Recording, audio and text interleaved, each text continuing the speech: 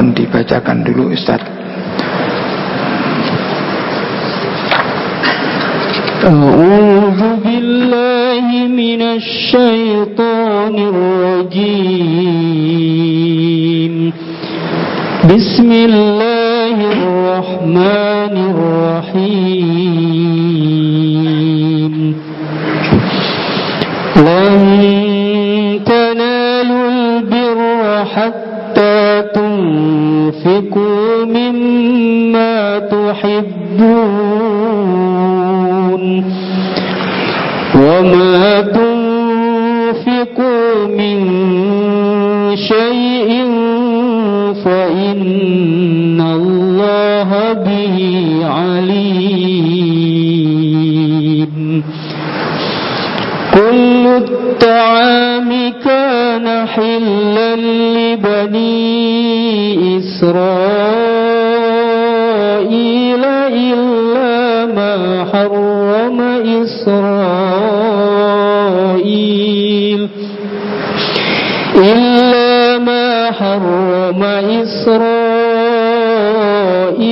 ala nafsihi min qabli an tunazzala at-Taurah.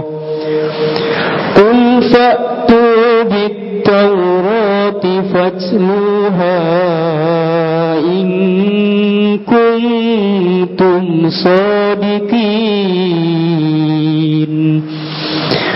Faman iftara 'ala Allahi al-kadhiba min ba'di dzalika faulaika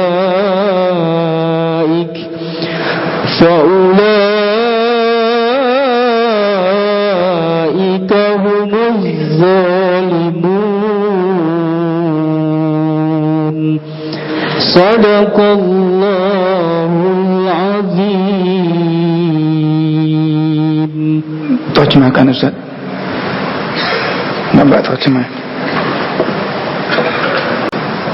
Kamu tidak akan memperoleh kebajikan sebelum kamu menginfakkan sebagian harta yang kamu cintai, dan apapun yang kamu infakkan tentang hal itu, sungguh Allah Maha mengetahui. Semua makanan itu halal bagi Bani Israel, kecuali makanan yang diharamkan oleh Israel, yakni Yakub atas dirinya sebelum Taurat diturunkan. Katakanlah Muhammad, maka bawalah Taurat lalu bacalah, jika kamu orang-orang yang benar. Maka barang siapa mengada-adakan kebohongan terhadap Allah setelah itu, maka mereka itulah orang-orang zalim. Baik, Allah berfirman, lan tanalul birra, kalian tidak akan memperoleh kebajikan. Ada juga yang diterjemahkan baktian, kebajikan yang sempurna, ditambah dengan kalimat yang sempurna, sehingga kalian menginfakkan sebagian apa yang kalian sukai, apa yang kalian cintai. Pada ayat ini bahwa infak itu yang utama, ada hal yang perlu diperhatikan adalah sebagian. Infak itu tidak semua, tapi sebagian dari apa yang kalian cintai. Itulah aturan agama kita. Jadi infak tidak boleh seluruh harta, tidak boleh, walaupun namanya infak. Jadi kalimatnya apa? Mimma, sebagian. Itulah infak. Dari awal juga begitu. Apa namanya? Dzalikal kitabul la raiba fihi hudal lil muttaqin alladzina yu'minuna bil ghaibi wa yuqimuna shalah wa mimma razaqnahum yunfiqun. Jadi infak itu aturannya apa? Sebagian. Tidak boleh terlalu banyak, juga tidak boleh terlalu pelit pun juga tidak boleh. Itu yang perlu kita ketahui, Allah berfirman di dalam surat yang ke-25 ayat 67 surat Al-Furqan. Di sana Allah berfirman, walladzina idza anfaqu lam yusrifu wa lam yaqturu wa kana baina dzalika qawama. Dan termasuk ibadur rahman, ayat 3 sebelumnya adalah wa ibadur rahman. Termasuk ibadur rahman itu siapa? Yaitu orang-orang yang apabila mereka menginfakkan hartanya, lam yusrifu, tidak berlebih-lebihan, walam yaqturu, tidak pula kikir, tapi kana baina dzalika qawama, yang wajar-wajar saja di antara keduanya. Itulah jadi infak hal yang baik, tapi dinyatakan di situ mimma, sebagian, namanya ditab'id kan, sebagian apa yang kamu cintai. Semua ayat begitu, tidak satu pun yang lantas memerintahkan infak itu sebanyak-banyaknya. Oh enggak. Jadi kalimatnya adalah wa kana baina dzalika qawama, antara israf dan antara pelit. Jangan pelit, jangan israf. Pelit juga jelek. Di dalam surat Al-Isra, dalam surat yang ke-17, di sana disebutkan bahwa orang yang infak itu dikatakan wala taj'al yadaka, ayat 29 surat 17, wala taj'al yadaka maghlulatan ila unuqika wala tabsutha kullal basti fataq'uda maluman mahsura. Jangan kamu jadikan tanganmu terbelenggu di lehermu, artinya kikir, jangan. Wala tabsutha, dan jangan pula kamu terlalu mengulurkannya, kullal basti, kamu nanti fataq'uda maluman. Kalau kamu yadaka maghlulatan, kikir, kamu taq'uda maluman, jadi orang yang tercela, dicela orang banyak, pelit, kaya rezekinya banyak kok pelit. Ini namanya taq'uda maluman, kamu tercela. Sedangkan yang tabsutha kullal basti, terlalu mengulurkan, terlalu pemurah, kamu terjadi mahsuran, kamu akan menyesal. Di saat sudah tua, butuh harta yang banyak untuk ini dan itu, hartanya habis, karena asalnya dia adalah tabsutha kullal basti. Itulah. Jadi pertama, kita infak yang sedang-sedang saja, jangan terlalu pemurah, jangan terlalu pemboros dalam infak, jangan pula pelit. Nah, terjadi satu hal yang salah di dalam penyampaiannya pada saat perang Tabuk tahun ke-9 Hijriah. Tabuk itu dari Madinah 750 kilo, Pak.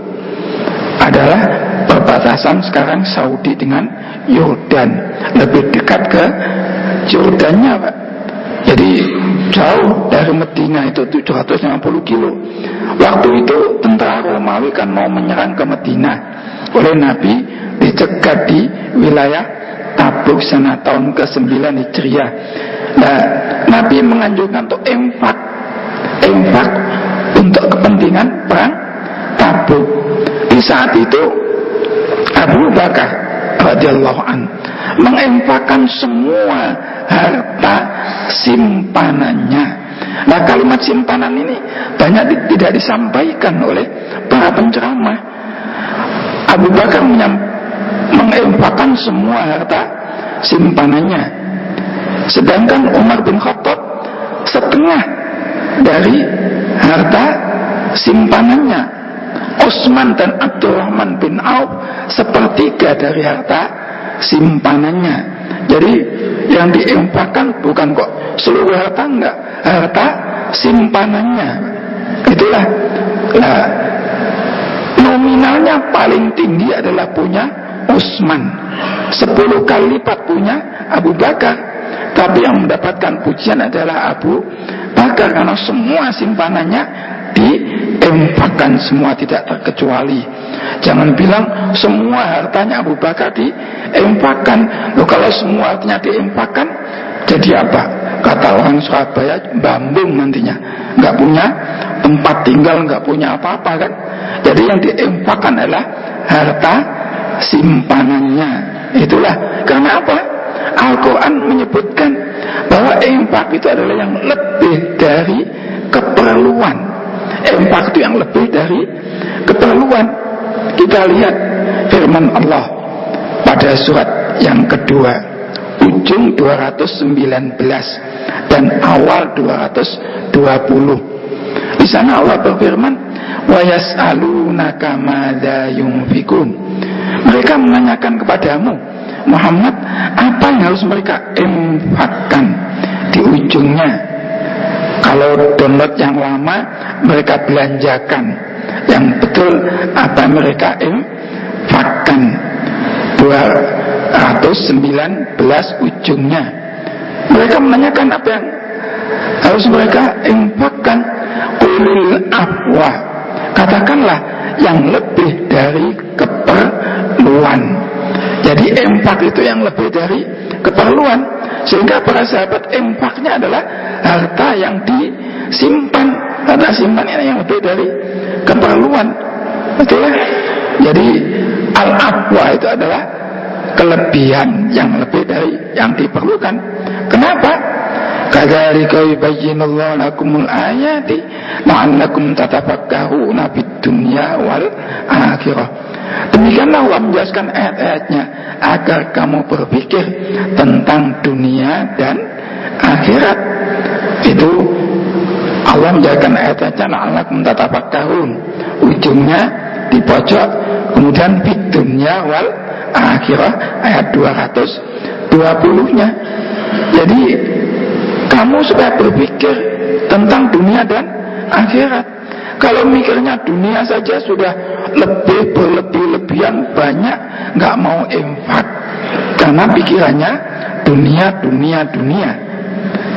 Yang lain pikirannya akhirat saja. Ngutang-ngutang, cari utangan untuk infak, cari pahala di akhirat. Salah juga.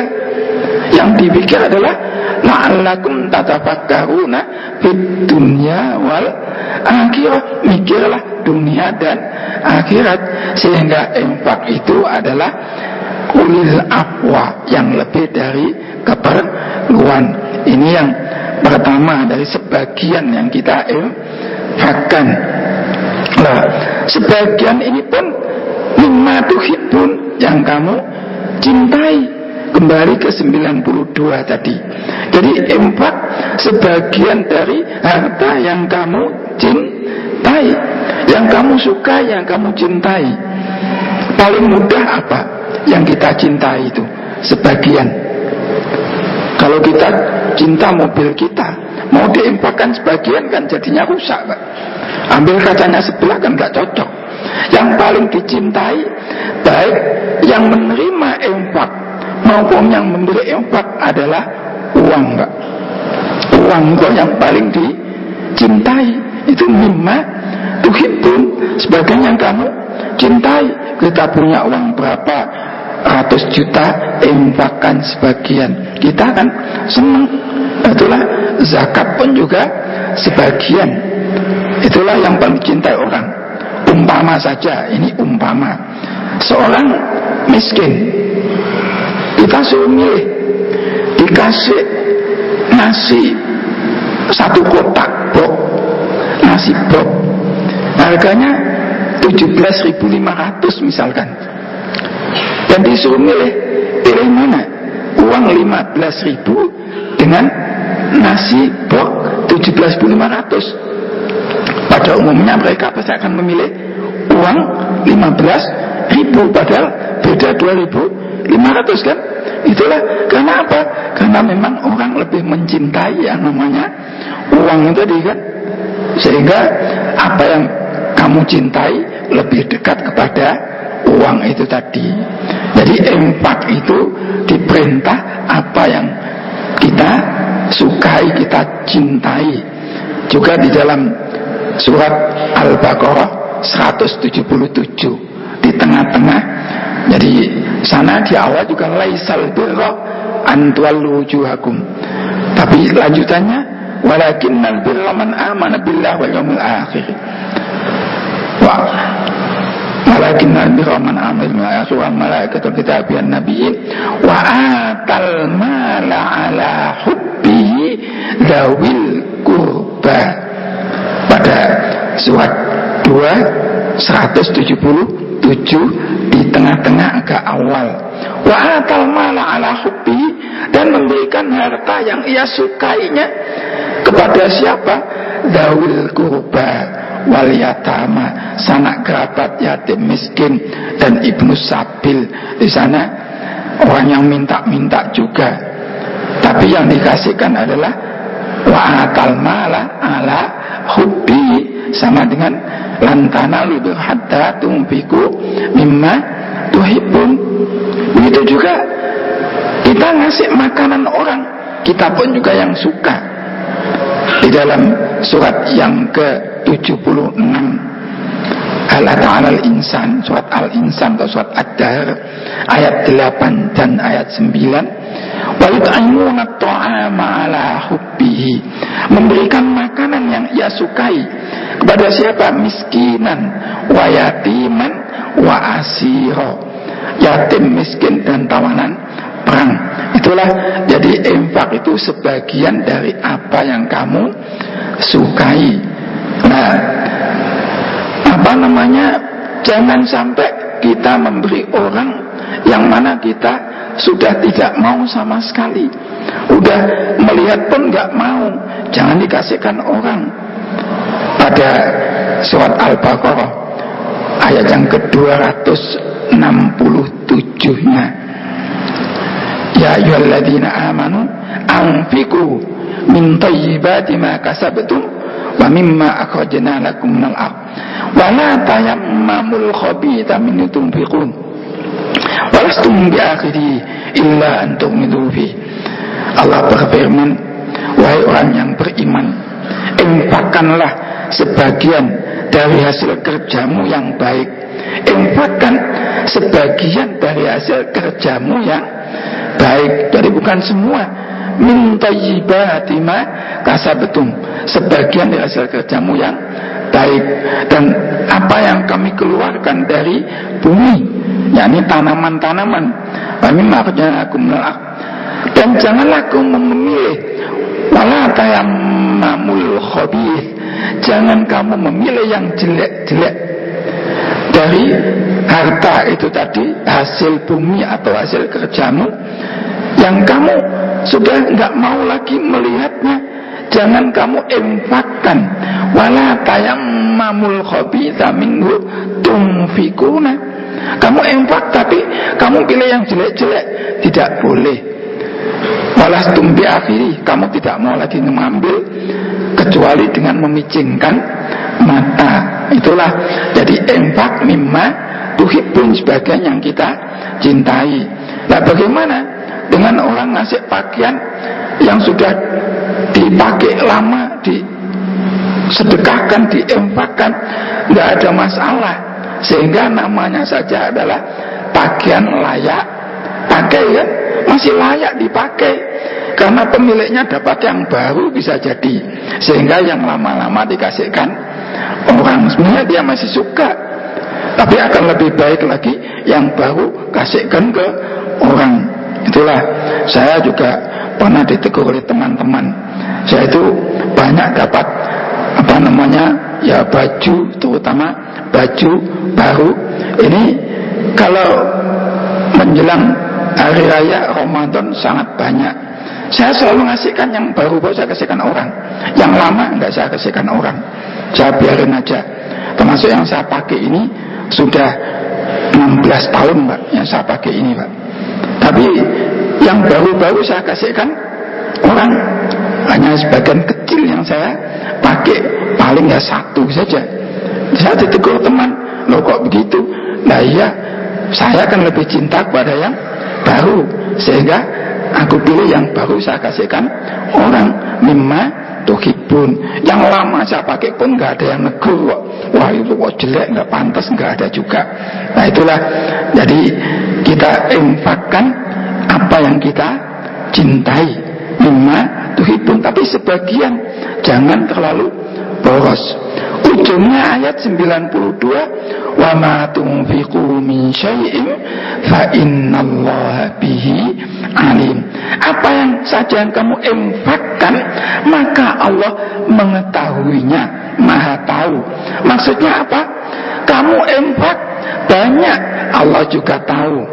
Nggak usah riak, nggak usah kepengen dinilai oleh manusia. Kamu infak sedikit pun juga Allah maha tahu. Jangan lantas menganggap kalau sedikit ini nggak ada nilainya, nggak di hadapan Allah nggak ada. Oh enggak Pak. Ujungnya apa? Wa ma tunfiqu min syai'in fa innallaha bihi alim. Apa saja yang kamu infakkan, maka Allah maha mengetahui, Allah tahu apa yang kamu infakkan itu. Jangan lantas, wah sedikit nggak jadi deh infak. Oh jangan, tetap infak saja.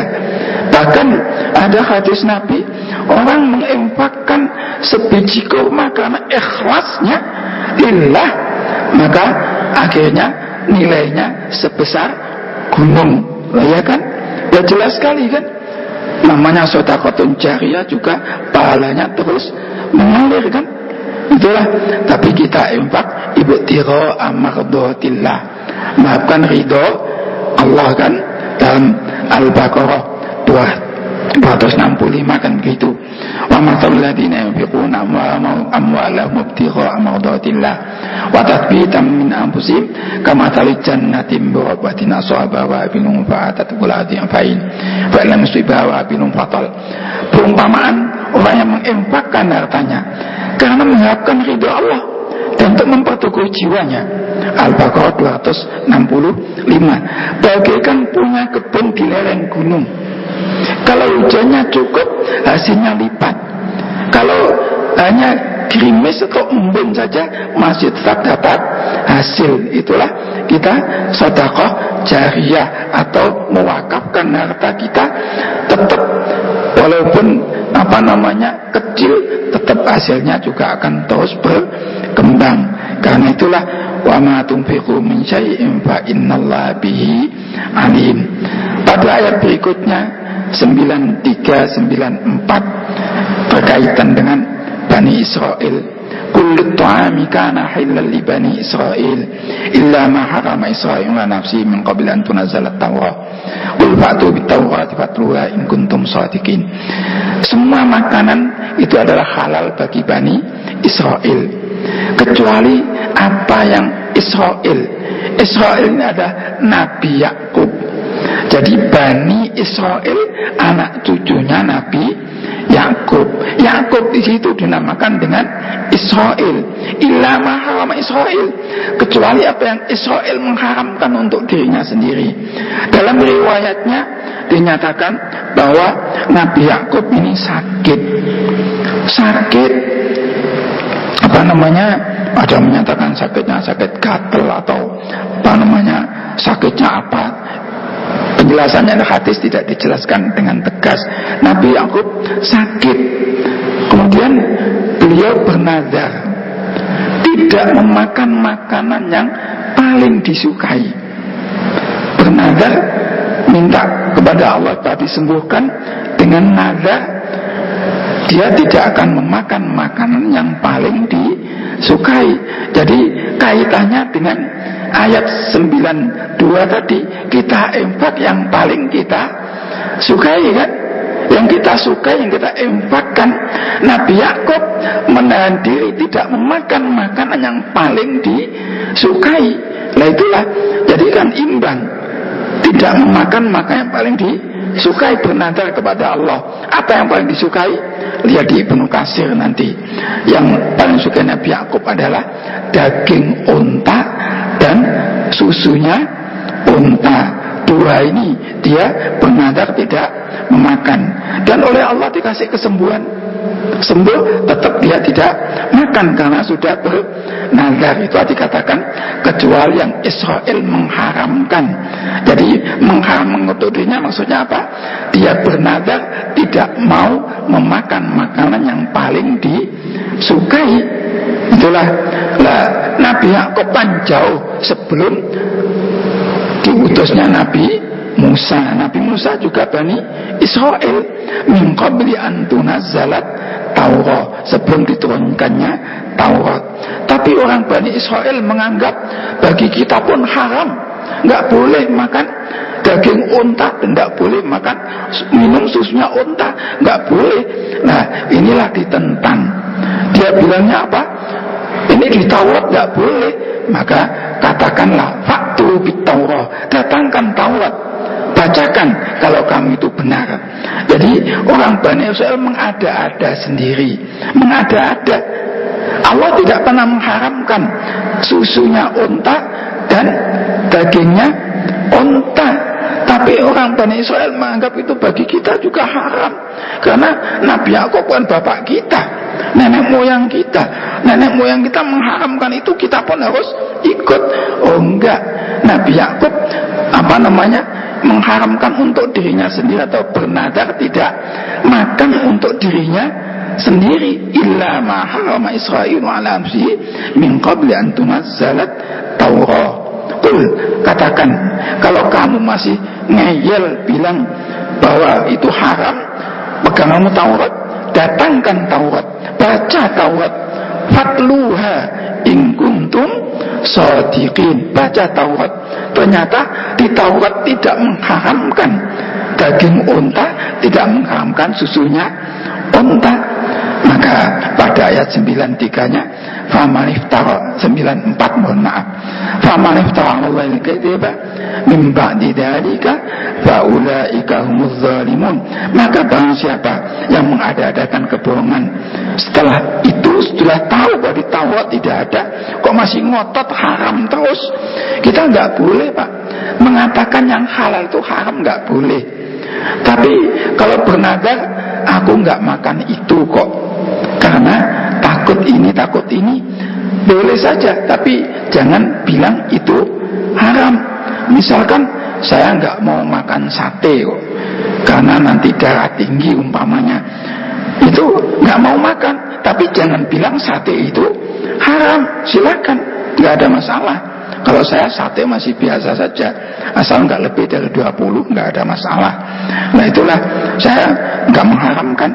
Sehingga jangan mengatakan yang halal itu haram, haram itu halal. Seperti Bani Israel, jangan.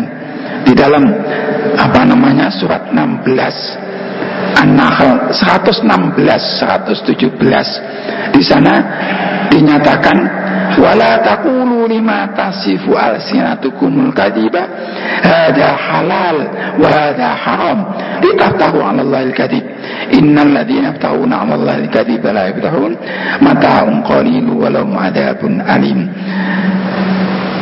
Jangan kamu mengatakan menurut lidahmu, wala taqulu lima tasifu alsinatukumul kadhiba, sangat bohong, sangat dusta, ini halal, ini haram, untuk mengadakan kebohongan terhadap Allah. Jangan. Walaupun gak mau makan, jangan bilang itu haram, jangan.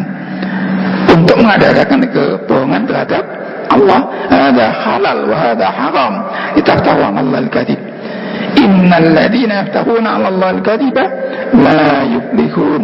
Orang yang mengadakan kebohongan terhadap Allah tidak akan beruntung, hanya mendapatkan kesenangan sementara di dunia, mata'un qalil, tapi nanti jagat walahum adzabun alim. Itulah yang dimaksud bahwa semua makanan halal bagi Bani Israel, kecuali Nabi Yakub khusus bernadar tidak memakan daging unta dan tidak makan susunya unta.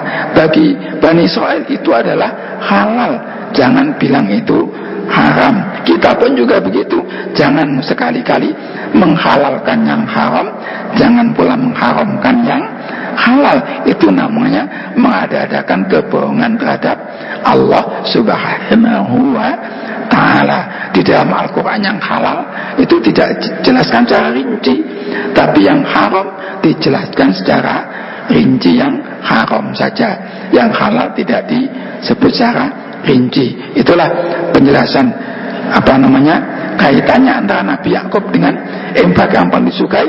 Nabi Yakub menghindari makanan yang paling disukai, kita infak harta yang paling kita sukai. Ada kalau lebihnya, mohon maaf. Assalamualaikum warahmatullahi wabarakatuh. Ada pertanyaannya di bawah aja bisa.